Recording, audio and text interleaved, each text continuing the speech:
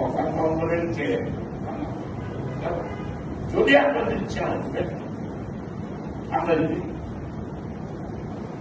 তখন হুজুর সরকার এখন কি করা লাগবে? আচ্ছা, যদি কোরআন একটা কথা বলতে এখন কত করছেন, এটা একটু ভালো বলছেন, কোরআন একটা কথা আমার মনে পড়ে যে আল্লাহ সুবহানাহু ওয়া তাআলা আল্লাহ পাকের যে জীবন বিধান দিলেন, এটা যদি খালি নামাজ, দোয়া, স্বভাবের মধ্যে যদি একটা সীমাবদ্ধ থাকতো, আমার কাছে ভালো না। আমি দিদি থেকে কোরআন মানুষের ধর্ম ব্যাপারে ভালো উপদেশ, ভালো পরামর্শ, ভালো নসিহত, ভালো মানুষ জীবন গঠনের মালিক থাকতো, তো কোরআনের বিরোধিতা কেউ করতো? কোরআনের বিরোধিতা এই জন্য করলো যে কোরআনের আইন চলবে আর কোরআনটা চলবে না। কথাটা বড় ছোট, কত বড় বলেন কথা, কালমার কথা তৌহিদের মানুষ ছোট মানে বড়। তখন আবু জাহেল, উতবা, সাহেবা মনে করলেন আমাদের নেতৃত্ব নিয়ে ঝামেলা, মোহাম্মদ এই কাজটা ভালো করে নামাজ পড়তো, যারা এড়াতে পারছিল এটা তো ভালো না, আমরাও সমর্থন করি, কিন্তু একটু কাণ্ডন্য বলেছে আমাদের মানবে। তাহলে বিজয়ী সংবিধান সবসময় চায় আমাকে বাস্তবায়ন করে। আমার ইমাম সাহেব কিছু কাজ করছে, কি করছে? উনি হাকিম হিসাবে ভালো কাজ, 5 ওয়াক্ত নামাজ পড়াচ্ছে, ভালো কাজ, মানুষকে আনছেন কাজে লাগে। আমাদের এই ছেলে স্বামীর নাম নাই লাগছে, রবিউল স্বামী আমার ছেলের মতো, এরা এখানে কোরআনের দেশের মাসে বছরে পারেছে।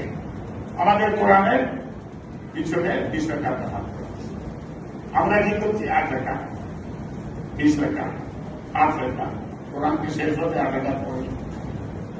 কে বলবে? এটাকে পরিতাপের সাথে বলতে হবে, দুঃখ নিয়ে বলতে হবে।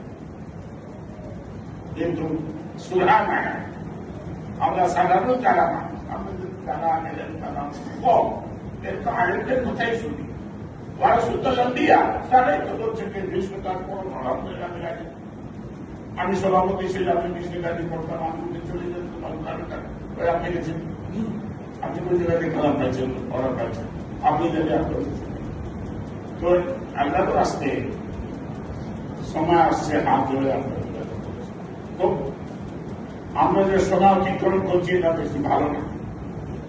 একটু আল্লাহ আসবে, আমার আসতে দ্বিধার সৃষ্টি করে, একটু দ্বিধার সৃষ্টি করে, নাহলে বিলীন হয়ে যাবে। কোরআন বিলীন নয়, কোরআন বিলীন নয়। কেন? কোরআনের দায়িত্ব আল্লাহ বলছেন আমি, কোরআনের দায়িত্ব কে দিয়েছে? শেষ হয়ে যাবে। আমি মসজিদে না আসলে জামাত বন্ধ হবে, 5 ওয়াক্ত আযান, হাইয়া আলাস সালাহ, হাইয়া আলাল ফালাহ বলতে হবে, হবে না। কে রাখবেন? কে জারি রাখবেন? আল্লাহ। মসজিদ ভাঙাচুরা, সাকেত খাওয়া, হাজি আসিমুদ্দিন রেখে গেছেন, আমি তো তাদের মানুষরা এটাকে বহুতলা ভবন চাচ্ছে, এনারা থাকবেন না, আমরাও থাকবো না, কেউটাও ভেবে আরো বড় হতে পারে, এটাও হবে, এটাকে করবে।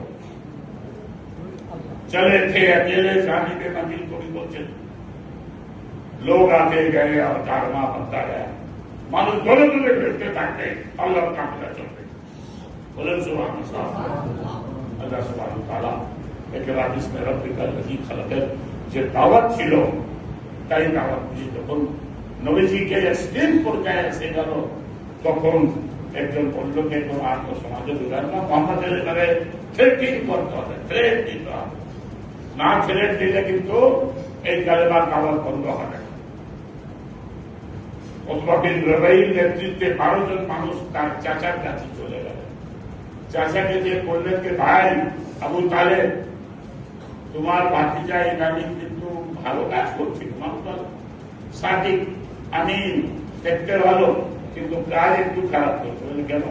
বলে আমাদের নেতৃত্ব ডুবাই দেবে, ও যে নতুন খোদাকে আবিষ্কার করেছে তাতে আমরা থাকি না, আমরাও তো একটু মক্কার খোদা নজরুল্লাহ, নজবিল্লাহ বলেন। কিন্তু আমাদের নেতৃত্ব করতে আপনার আগে আমি বাংলাদেশে একটু বললে তুলবো কিন্তু তো এটা আর কোনদিন আমাদের নেতৃত্ব ডুবে যাবে। এখন এটি বাঁচাতে হবে। বললো কি করতে হবে বলে বুঝাইবেন মাত্র এটা আমাদের রাষ্ট্রবাড়ি। যদি বুঝাই না দিতে পারেন তো মোহাম্মদকে আমরা ফিজিক্যাল টর্চার করব। এখন কোন মানুষ কোরআনের দাওয়াত দিলে কেউ মারে না, জানে